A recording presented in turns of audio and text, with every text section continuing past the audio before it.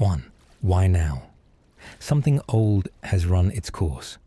Not suddenly, not loudly, but quietly, slowly, unmistakably. A worldview that placed ownership above relation. A system that valued control more than trust. A mindset that mistook growth for greed. We still live within it, but it no longer carries us. So we begin, not in resistance, but in response. Not against the old, but for the new. For what holds, for what flows, for what begins now. We call it the age of now. 2. What fades? Fading is the notion that people are separate from what they create. Fading is the idea that power can exist without responsibility. Fading is the reflex to quantify everything and lose what matters in the process. Fading is the language of markets when it no longer listens to life. Fading is the belief that the center will save the edge. What fades was once valid, but its time is over. Not in anger, but in understanding. 3. What begins? Beginning is a new relationship to value, a new measure of wealth, a new sense of participation. It begins where no one remains unseen, where knowledge is shared and dignity is not up for debate. It does not begin at summits, nor in strategies, nor in centers of power. It begins in the in-between, in trust between strangers, in a quiet decision, now differently. What begins is not loud, but it grows. 4. What we build from. We do not build on ideology, nor on utopia, nor on guilt. We build on what has proven itself in reality, on what carries in a decentralized way and responds locally. We build on cycles, not control, on connection, not ownership, on trust that is not demanded but earned. We build with technologies, but we do not let them decide. We build with language that does not divide but connects.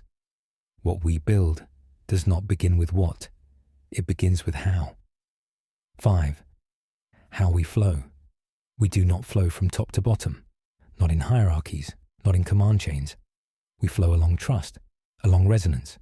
We do not follow agendas, but an inner pulse. A call that does not dictate, but invites. Some flow first, others later. Some visibly, others quietly. We do not call it leadership, we call it rhythm. Where something is ready, we move. Where something ripens, we appear. What we move is not to be controlled, but accompanied. 6. What we invite. We invite without trying to convince. We invite not because we are right, but because we listen.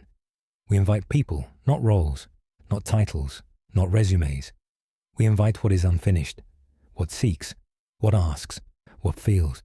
We invite co-creation, not conformity.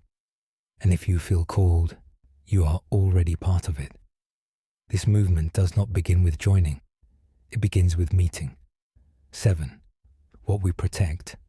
We protect the quiet, the uncomfortable, that which needs time. We protect the shared from appropriation, the local from being overwritten. We protect trust from acceleration, language from reduction.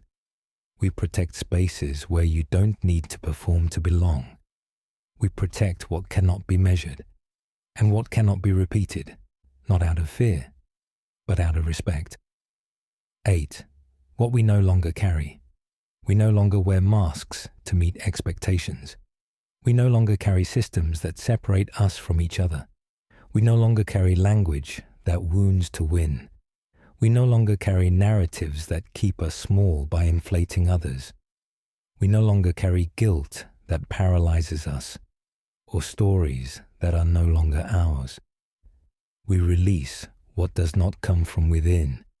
What distorts us, what divides us, what we no longer carry, we do not condemn, but we leave it behind. 9. What we carry together. We carry responsibility without assigning blame. We carry knowledge not to instruct, but to share. We care for what we touch, soil, systems, relationships. We carry mistakes when they were made with sincerity. We carry differences without judging them.